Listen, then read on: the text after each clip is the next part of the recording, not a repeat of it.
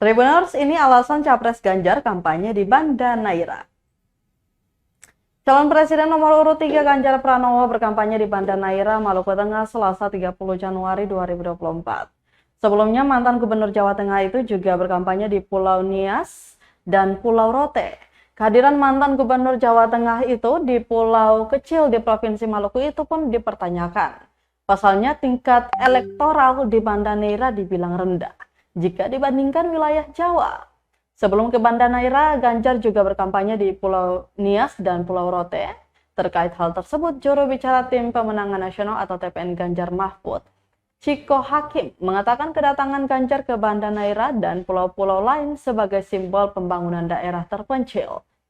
Pulau kecil di Indonesia lanjutnya akan menjadi fokus pasangan dengan nomor urut 3 itu jika nanti terpilih. Menurut Ciko, kunjungan ke daerah terpencil sudah sejak awal berkampanye dilakukan. Ganjar memulai kampanye dari Merauke, sedangkan Mahfud dari Sabang. Sementara itu, Ganjar mengatakan Banda Neira memiliki keindahan alam sekaligus menyimpan sejarah perjuangan melawan penjajah. Menurut Ganjar, potensi di Banda Neira harus mendapat perhatian, baik alam maupun sejarah dan budayanya. Ganjar banyak mendapatkan masukan saat berdialog dengan masyarakat setempat.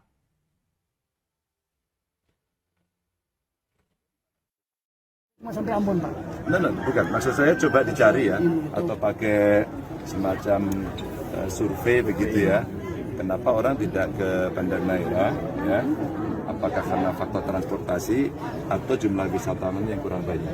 Kalau jawabannya enggak, sebenarnya banyak. Pandemi aja kan nggak boleh terbang, itu memang turun.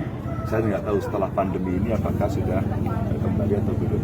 Kalau nanti Pak katakan jumlah wisatawannya cukup banyak, kita bisa lobby. Kalau ini pakai CCR katakan, kita bisa lobby langsung kepada Bu Susi.